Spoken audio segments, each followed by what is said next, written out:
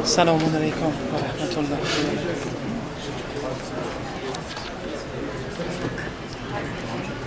بسم الله الرحمن الرحيم.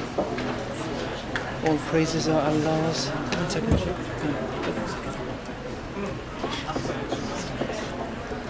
خاتم الأنبياء محمد صلى الله اللهم صل على محمد وآل محمد. السلام عليكم. بسم الله الرحمن الرحيم. All praises Allah's, Lord of the worlds. And may His peace and blessings be upon our Master, the Holy Prophet Muhammad, and His pure immaculate Ahlul Bayt.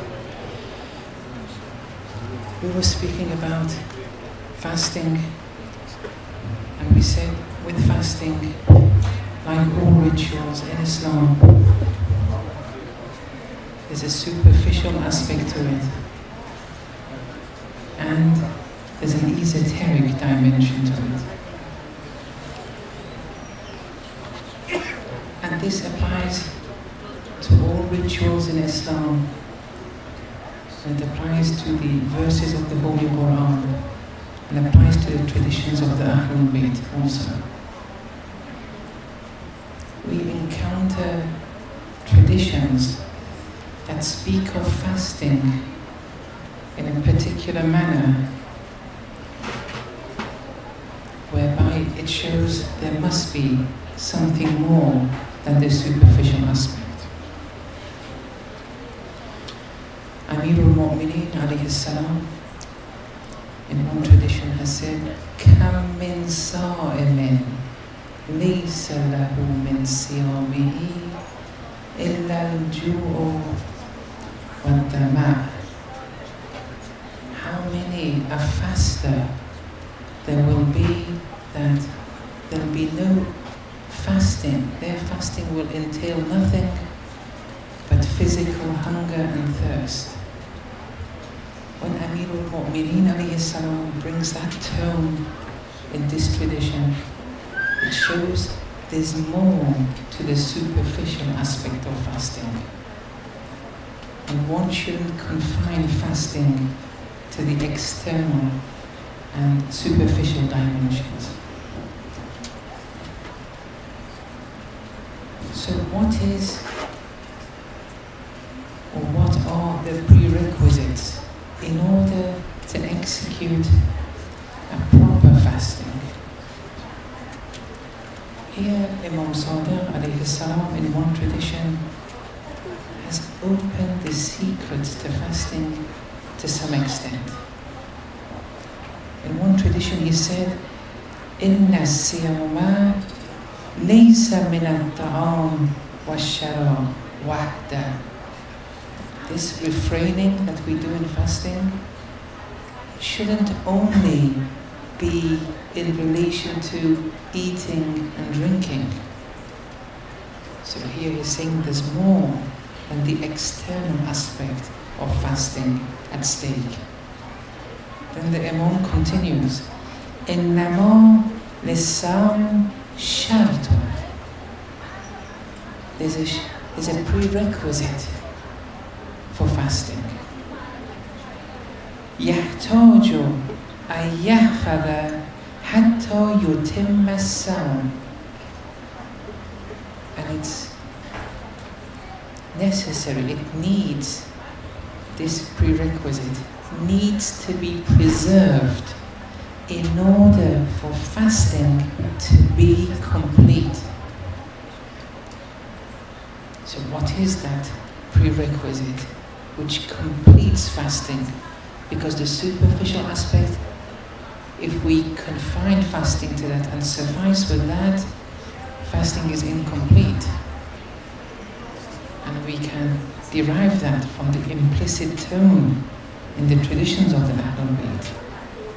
But what is that prerequisite which enables fasting to be complete? Wahuwa. Then the Imam, he opens up the secret. Wahuwa samtu dakhil. Inner tranquility. That's the prerequisite. an objective to fasting. An inner tranquility has to arise within the person. أما تسمع ما قالت مريم بنت عمران. Then the Imam wants to support his statement by a verse in the Holy Quran. And he says, haven't you heard what Lady Maryam alayhi salam has said? And he refers to this verse in the Quran. إِنِّي نَذَرْتُ لِلرَّحْمَنِ صَوْمًا فَلَنْ أُكَلِّمَ الْيَوْمَ إِنْسِيًّا. That I have made a vow before the All-Beneficent Allah, a vow of fasting. Therefore, فَلَنْ أُكَلِّمَ الْيَوْمَ. Today, I shan't speak at all إنسيًّا to any human person. The Sharia of that time had a vow of silence. They had such a thing in the Sharia. We don't have that today. The external aspects of the Sharia may change from time to time. The salat is salat, but it may change. Fasting is fasting, it may change. But the rationale behind them never changes. And the rationale Imam Sadiq alayhi salam is saying is an inner tranquility. Inner tranquility of the Sharia at that time involved making a vow of silence, and you don't speak for a day. The same rationale holds today in our Sharia, but it's expressed in another way. And that is fasting of all the faculties of the body. That's how we arise at that inner tranquility. And in one tradition, it reads, Sawmun nafs imsakul hawasil khams and sa'ir al-ma'athim. The fasting of the soul entails refraining from the 5 senses or 5 faculties. Refraining from what? All the sins. Now these 5 senses, some have interpreted as the external 5 senses, and the Urafa say here we don't need to confine it to the external senses alone. We can also apply it to the fasting of the 5 internal senses and internal faculties. And that's very important. And it's something which has been lost today amongst the Muslims. So with your permission tonight, I wanted to just give you examples of what it means to fast with one's limbs and senses and faculties. Not only the external faculties, like the physical seeing, hearing, touching, and so on and so forth, but also the inner faculties, how they also have to fast. But don't get me wrong, if you fast by just refraining from those 8 or 9 things, you've done your fiqhi duty, but you haven't grown. The spirit hasn't grown yet. It's done a minimum duty, and that's it. There's much more that one has to do in order to, as Imam Sadiq alayhi salam said, to complete one's fast. So what are the fasting of the senses? Let me give a few examples. In the Holy Quran, there's a verse that reads, قُلْ لِلْمُؤْمِنِينَ يَغُضُّوا مِنْ أَبْصَارِهِمْ. Say to the believers, the male believers, to lower their gaze, not to see haram. And also for the female believers, it doesn't say قُل لِلْمُسْلِمِينَ or وَقُل لِلْمُسْلِمَاتِ. There's a delicate reason why. I'll come to it in a minute. وَقُل لِلْمُؤْمِنَاتِ يَغْضُضْنَ مِنْ أَبْصَارِهِنَّ. The women too, the believing women too, have to lower their gaze, not to see haram. What does it mean not to see haram? This has many dimensions to it. It has an outer, external, superficial meaning as what it means to lower your gaze and not seeing haram, but there are deeper meanings that the Imams have referred to. How many times do you want a Maulana to come on the Mambar and tell you not to see haram? I mean, you should learn this by now. When do you want to come out of your animalistic self? Until when do you want to be drowned in this seeing haram things, be you man or woman? I'm ashamed that I even have to mention this thing. But it's something which is paralyzing the community. Internet isn't a bad thing. Going online isn't a bad thing. Don't get me wrong. But you'd be surprised how many people are using the internet to see haram. Many respectable people in the community. Not this community in particular, in general I mean. Many respectable people who on the outside are very respectable, but they're causing family bedlam in their houses with the corruption that they're doing by seeing haram. I shouldn't really be speaking about this. It's a very bad sign of a community when someone has to speak about these things. These are the absolutes. These had to be sorted out a long time ago. This is the bare minimum that you have to refrain from. There's no hope. If you're still stuck in this bare minimum, there's no hope of you growing into deeper levels of Islam. I don't want to give examples. It's not the time now.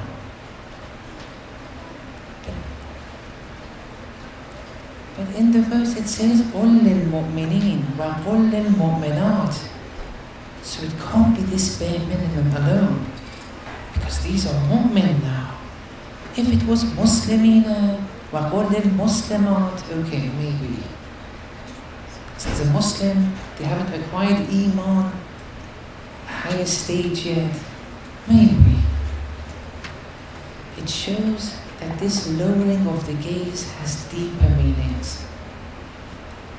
What are those deeper meanings? What use is there even to mention these deeper meanings when we're stuck in the external, superficial aspect? In relation to the deeper meanings, here the scholars have given a number of explanations. The next level, after mastering the superficial aspect of not seeing haram, which should be taken as a definite for you brothers and sisters, then you have to lower your gaze towards animalistic affinities which may be halal, but you're overdoing it. Lower your gaze towards those kind of things. There are many things which are halal. It doesn't mean you have to overdo them. You're a human. Your nutritional appetite is that of a human, not an animal.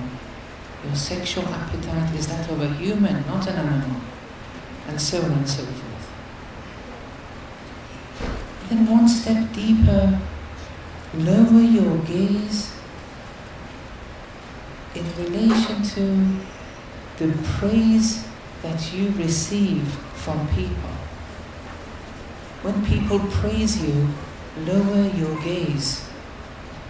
Don't see that as your praise. Don't see it.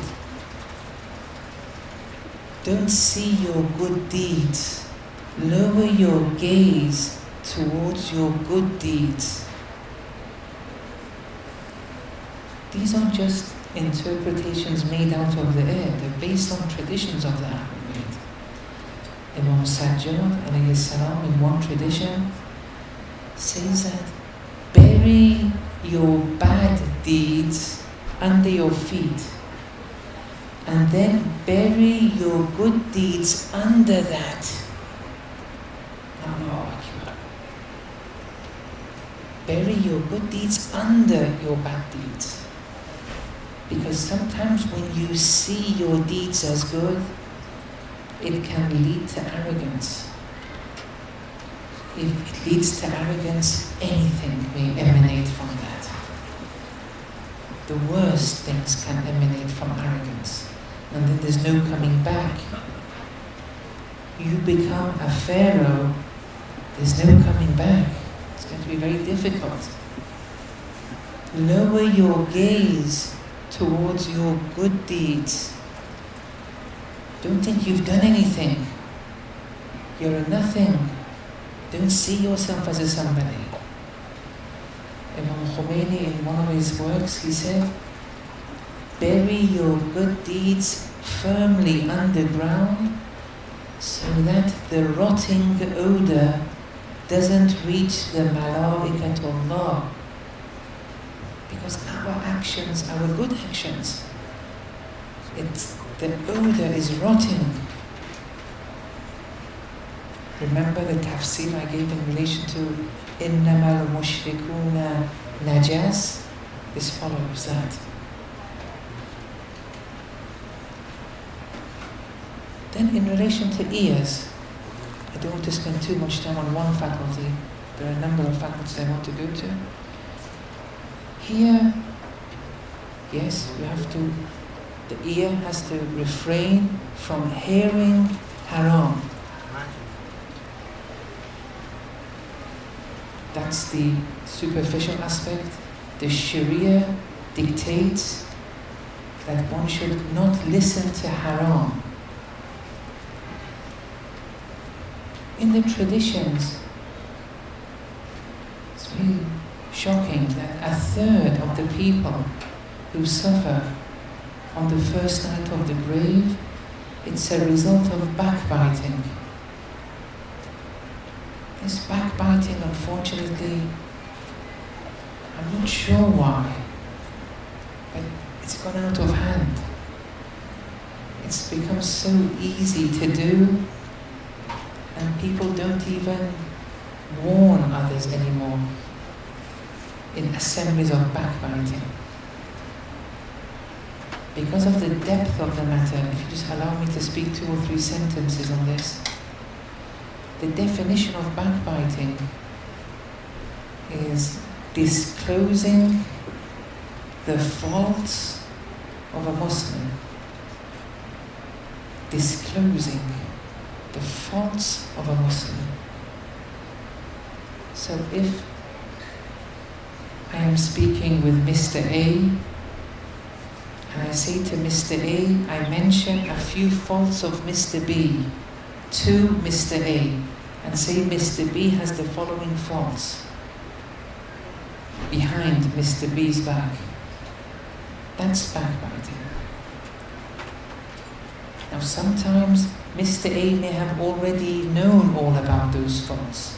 That won't be backbiting, because you're not disclosing anything.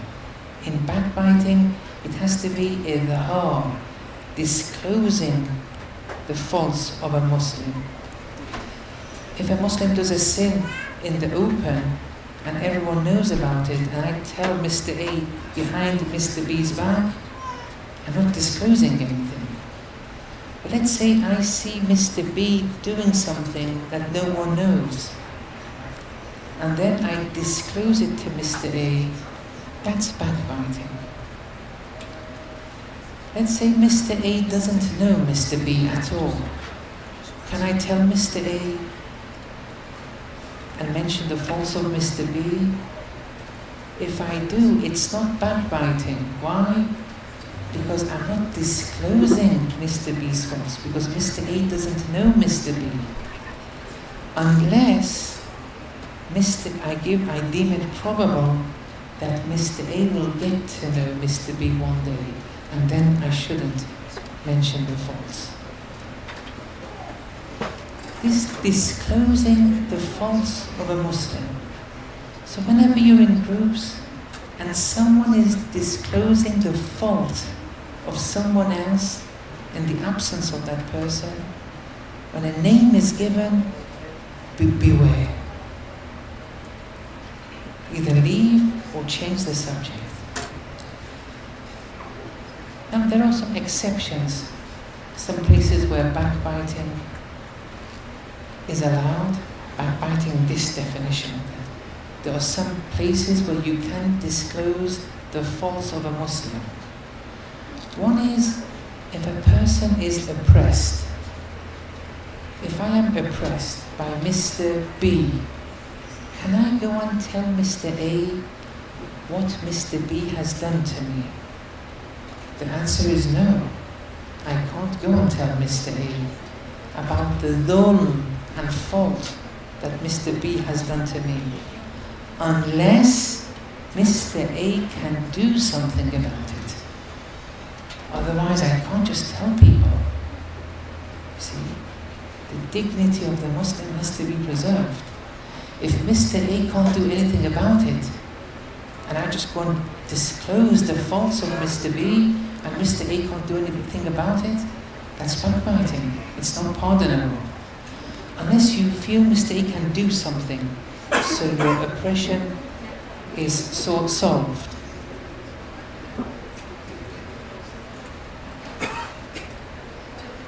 There are other examples too, where in marriage you want to research a certain family. You go and ask someone, I want to give my daughter to this brother. You know him well, have you seen any faults? Well, marriage is something important. The brother feels that if this sister is going to go and marry, this sister is very religious, is going into this family, that man has 4 or 5 faults, significant faults. Here, yes, he would be allowed in the domain of consultation only to disclose one fault, so that the sister understands that that brother may not be suitable. Not to go and disclose all the faults, that which is necessary. And there are other exceptions too. If someone backbites, let's say if I, God forbid, if I backbite behind the brother, what do I have to do, repentance-wise? Will I have to repent? Do I have to go and tell that brother that I backbited or not? Here, the answer is that if the person who has been backbited knows that you backbited behind him or her, you have to go and seek their forgiveness. If they don't know that you have backbited behind them, then repentance alone before Allah will suffice. Okay. Anyway, there's a lot more can speak about backbiting, but still, that's all on the Sharia level. It's the superficial level. This should have been sorted out a long time ago. But we see in religious assemblies also, it's sometimes becoming fashionable. Anyway, then the next level is also refraining your ears from listening to your praises from other people. This is a more deeper level now. When people are praising you in front of everyone, let it come in one ear and exit the other ear. You have to refrain. The ear has to refrain. This is the inner ear now. Fasting involves all faculties of the body.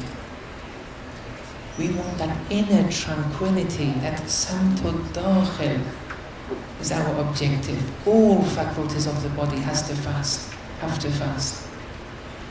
When they're praising you, forget it quickly before it passes a certain threshold of arrogance. In relation to touching, that is haram.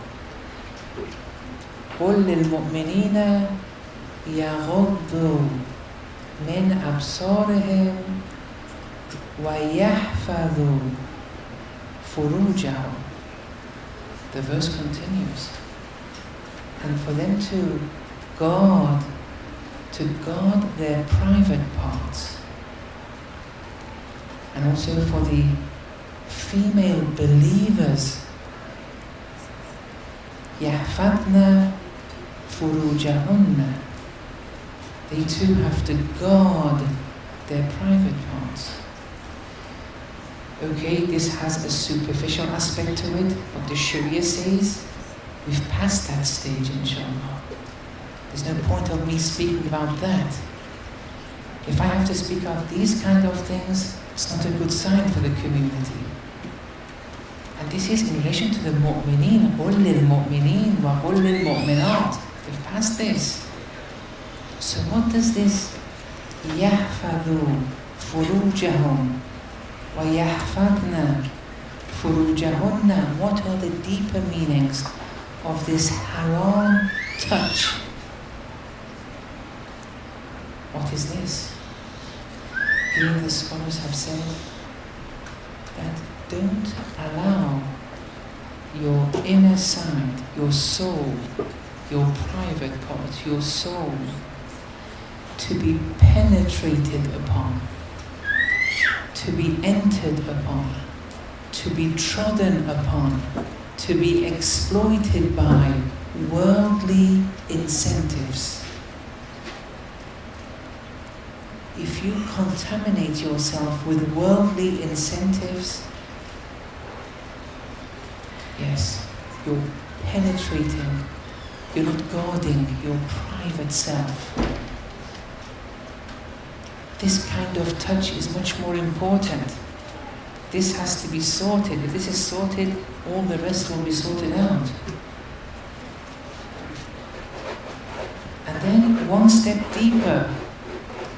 Don't allow your inner dimension to be penetrated upon, trodden upon, exploited by hereafter incentives. Remember the discussion on concealed shirk, where you're using Allah as a means, let's say, to heaven, as a means to increase sustenance? Don't be penetrated, don't be trodden upon, don't exploit yourself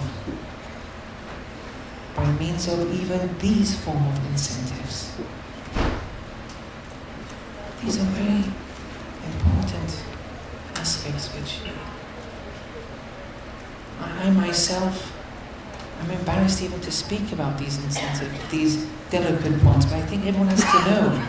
Don't think that I act upon it.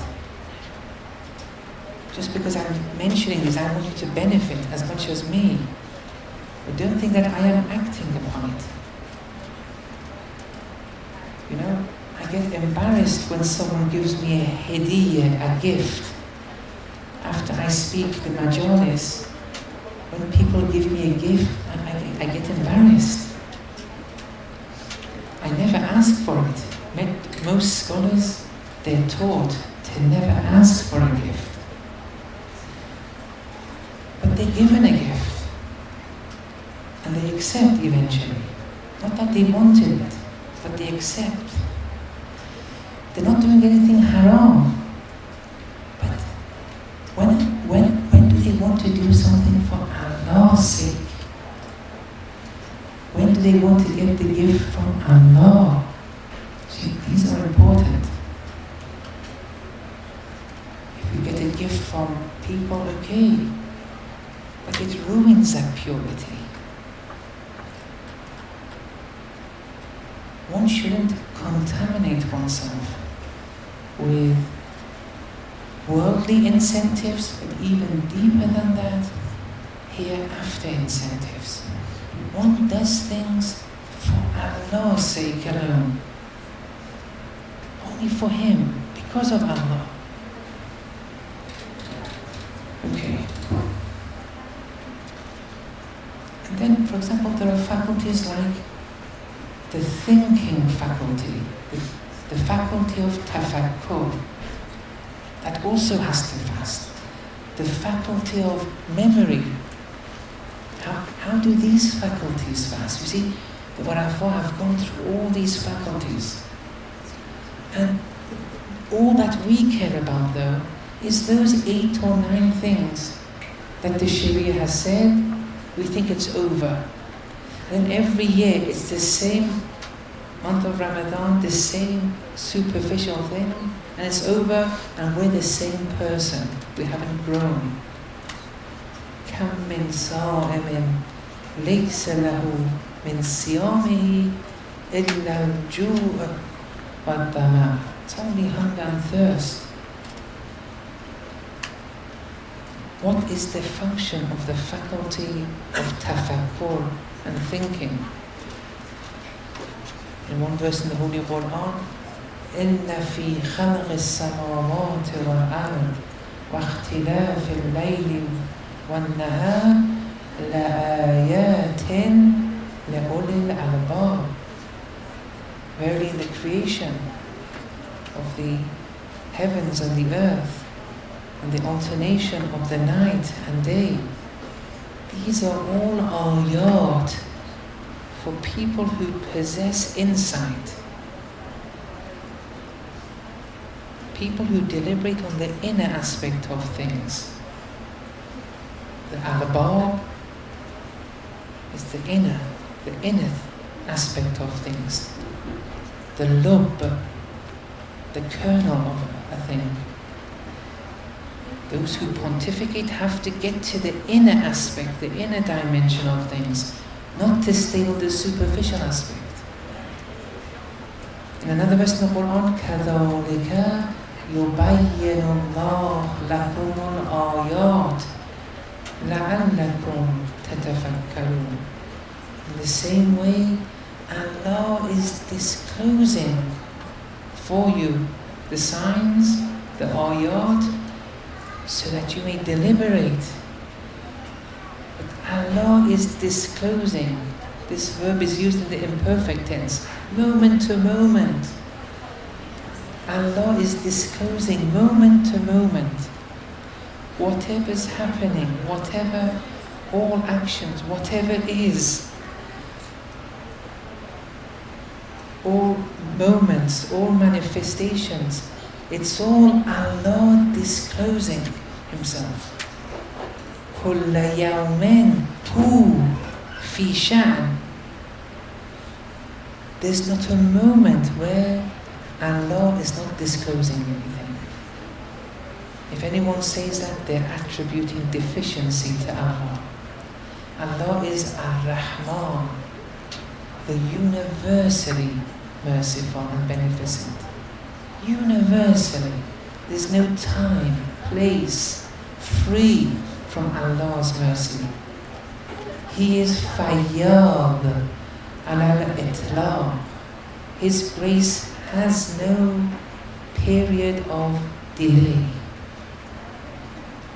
His grace always was, is, will be. And then Allah is disclosing moment to moment His signs, so that you deliberate from these verses. Ayat are the manifestations of Allah. Whatever is a sign of Allah. It's Allah manifesting. It's a dimension of Allah. كُلَّ يَوْمٍ هُوَ, Him, Allah, فِي شَأْنٍ, in dimension.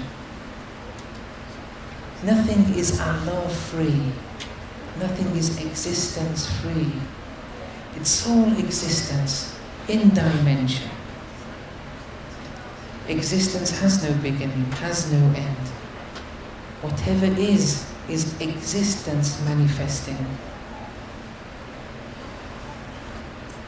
The faculty of tafakkur is to enable us to reach,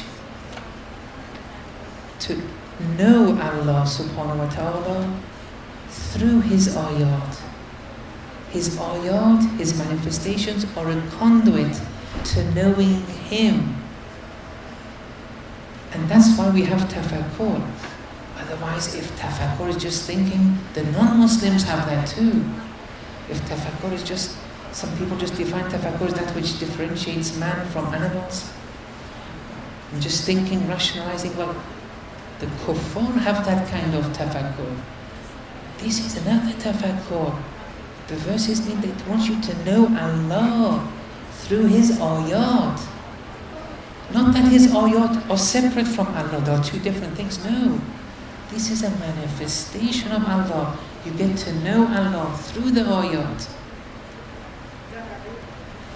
And if you occupy your faculty of tafakkur with things other than knowing Allah, you haven't fasted. The faculty of tafakkur hasn't fasted. You have to refrain from thinking about anything. It's about recalling Allah.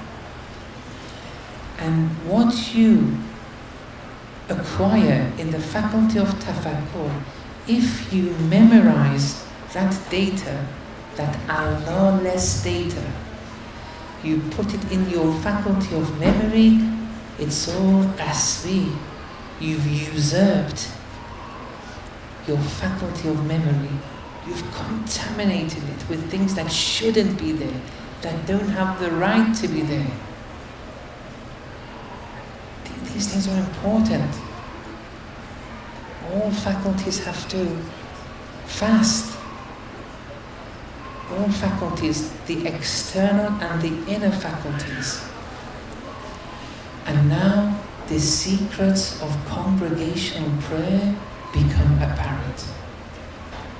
Now we can understand some traditions in relation to the Jama'ah Salat.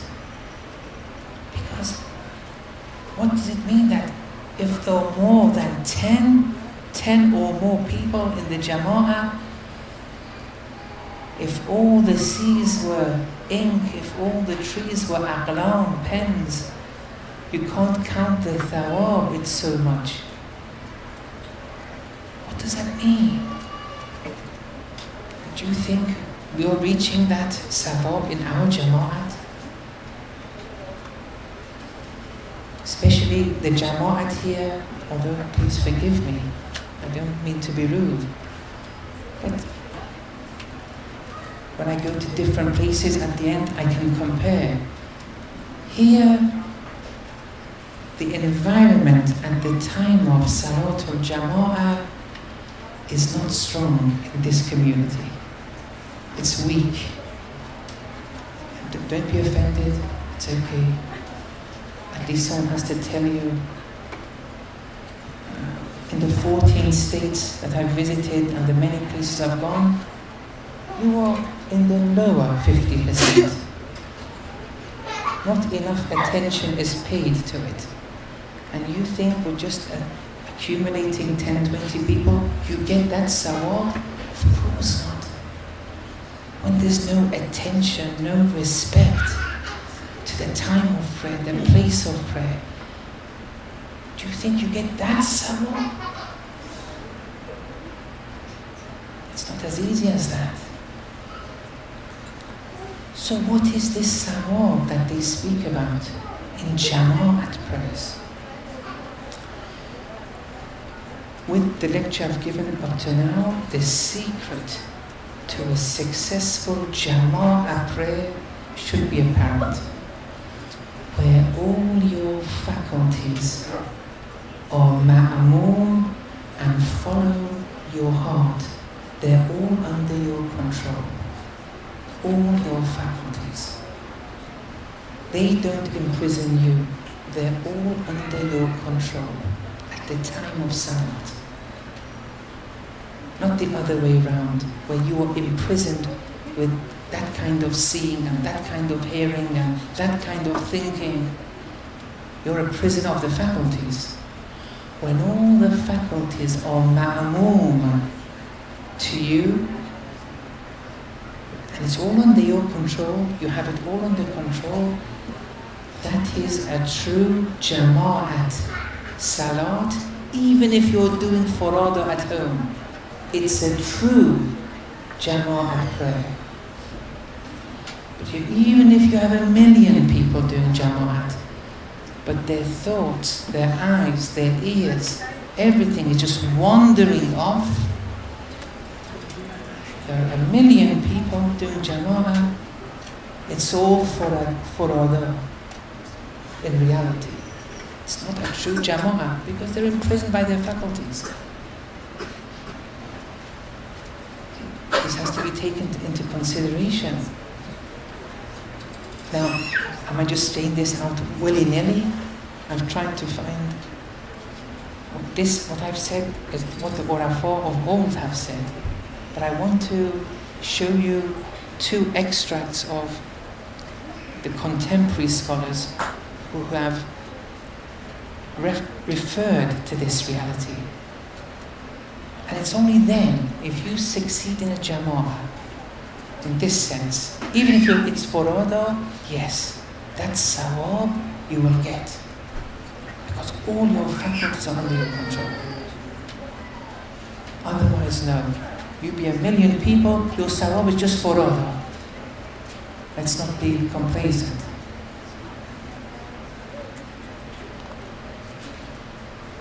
You have to give respect to the salat.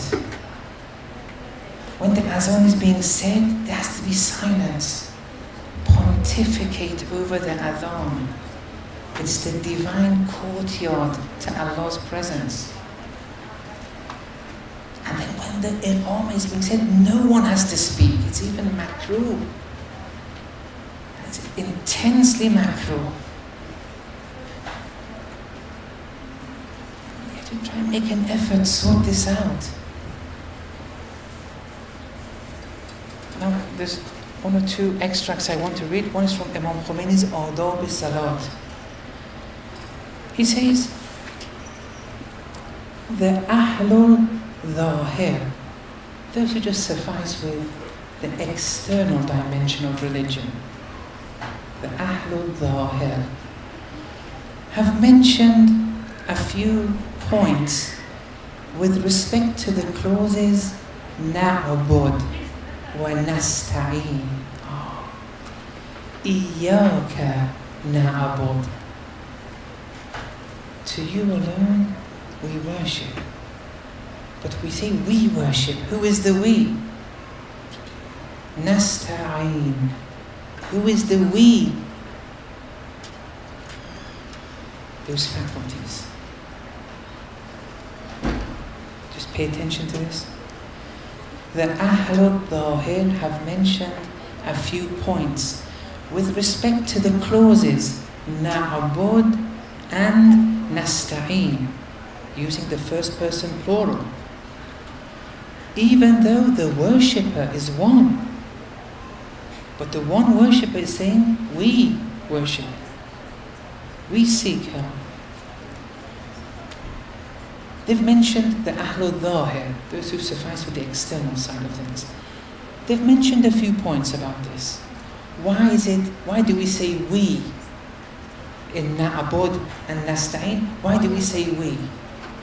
One of those that the Ahlul Dhahir say is that before the Abid, the worshipper, there seems to be a Shari loophole.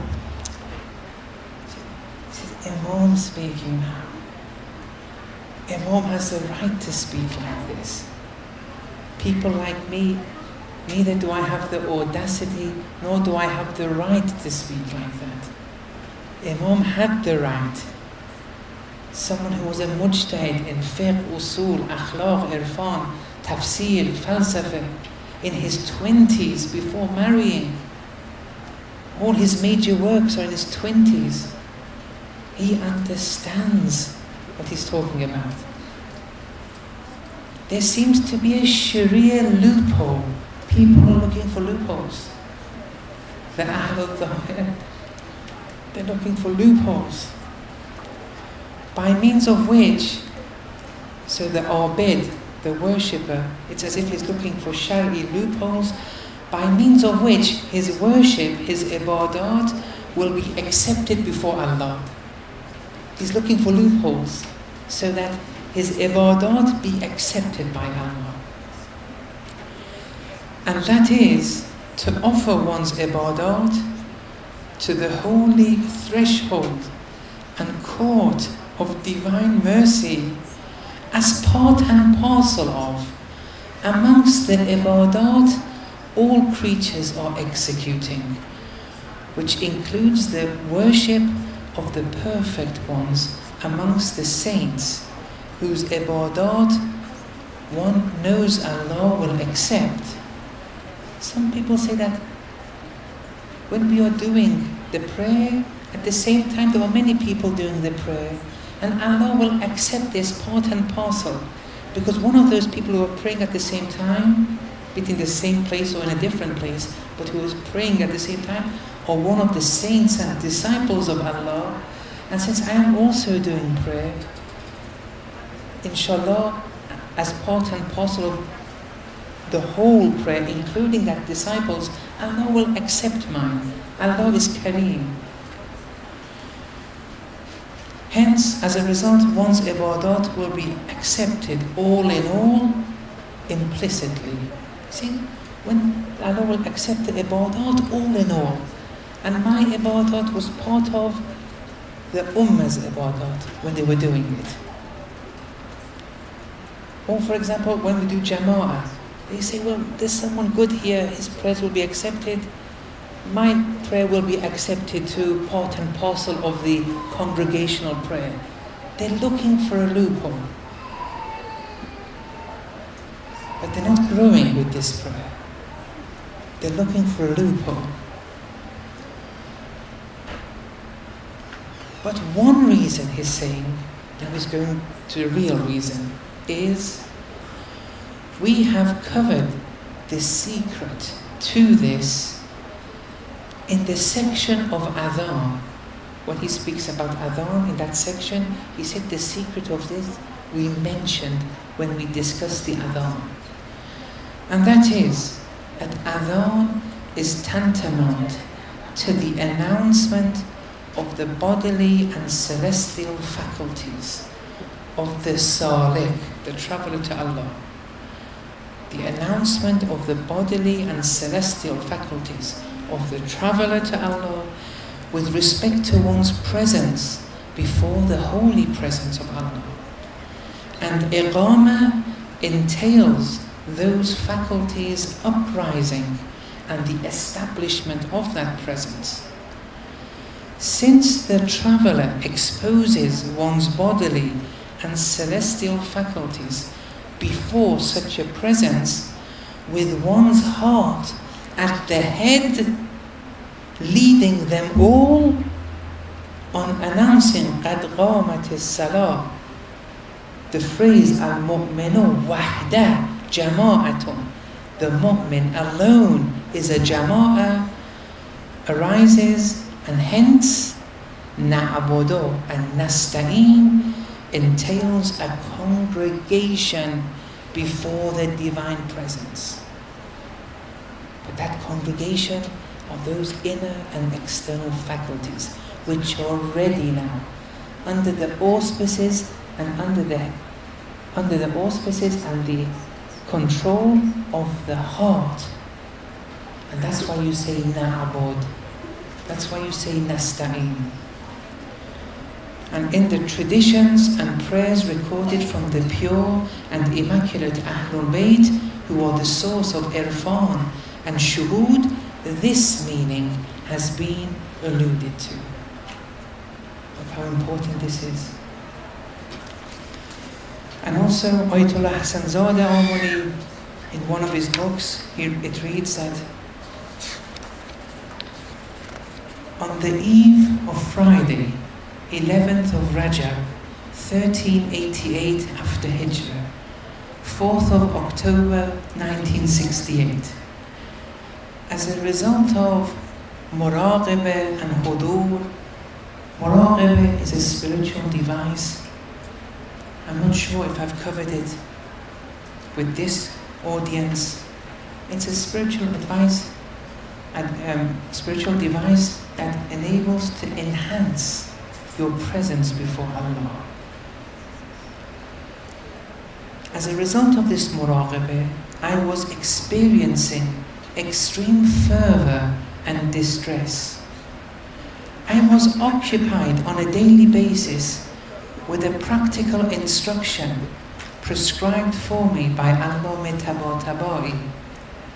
About an hour preceding the Fajr Adhan, whilst occupied with reciting the pure doxology of La ilaha illallah, I saw the truth and all the particles of my existence accompanying me vis-à-vis the recitation of this formula. He saw all the particles of his existence, of his body, outer and inner, saying La ilaha illallah.